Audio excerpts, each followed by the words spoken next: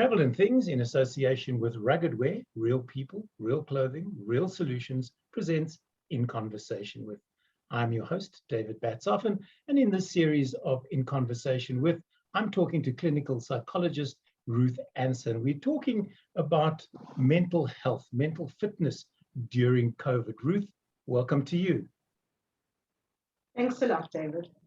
So today, let's have a look at what signs can parents look out for in their children, and can they rely on friends for support and help?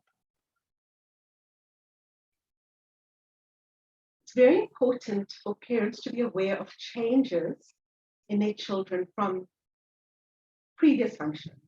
So a child that was withdrawn before, it's not necessarily going to raise alarm bells if they're withdrawn now, but a child that there's a significant change in the way that they behave, in the way that they look, in the way that they respond, that's a sign that something might be going on. So withdrawal, aggression, despondency, children starting to say things like, no, I've got no friends, or I don't feel like doing things.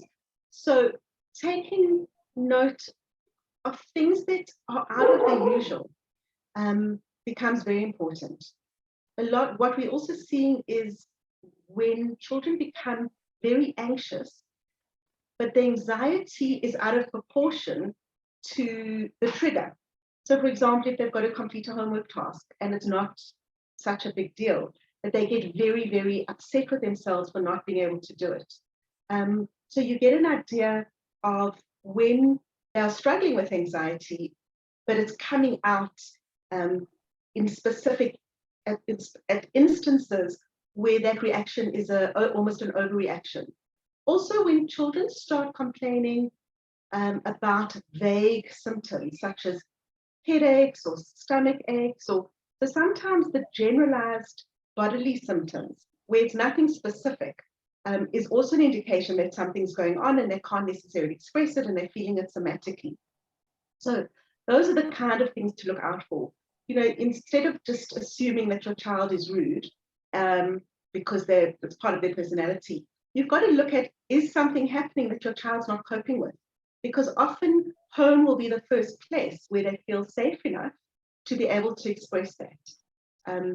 So it's those kind of things. You asked, can friends help? Are you talking about children's friends? Children's friends and parents' friends, because sometimes parents are too close to the situation and they may not see it, but a friend may, and then may say something which could trigger anger, or in a parent going, how dare you say that about my child, type of thing. But given the set of circumstances currently, should they be more aware of those sort of things and just say, well, thank you for bringing that to my attention, I'll take it up, or maybe you'd like to talk to my child because you're good friends with them, type of thing. I think that's one of the things we've got to be careful of, is how defensive and protective we can be when we're given feedback. So, you know, instances where there's cyberbullying and a child is, and my sense is often, especially with younger children, to let the parent know what's going on. But a lot of the time, the parents can respond, you know, very defensively. My child wouldn't do that. And we've got to really look at being able to accept that there are times when our children do behave in ways that aren't okay or that are worrying, and we need to be open to that.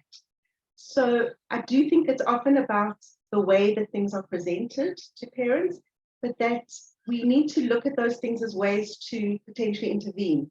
And also in terms of children's friends, part of what you can talk about with your children is if they're noticing that something's wrong with their friends, or their friends are fighting with them, or their friends don't want to you know, spend time with them anymore, or if their friends start making comments potentially that could be indicative of a depression, or if their friends start doing things like cutting themselves, how to be able to speak to their friends about getting help.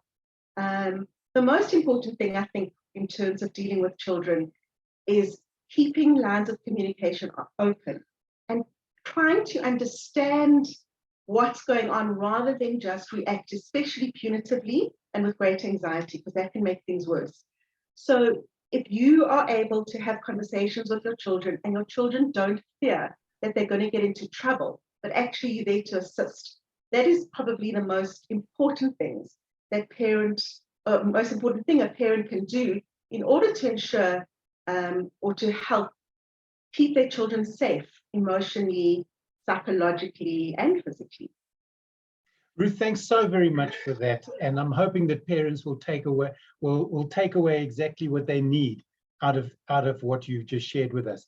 Next time we'll look at general responses to grief, and especially for those who suffered loss in the early days of COVID and how they're dealing with it now. My guest has been Ruth Ancer, who's a clinical psychologist. I'm David Batsoff, and until the next time, bye for now.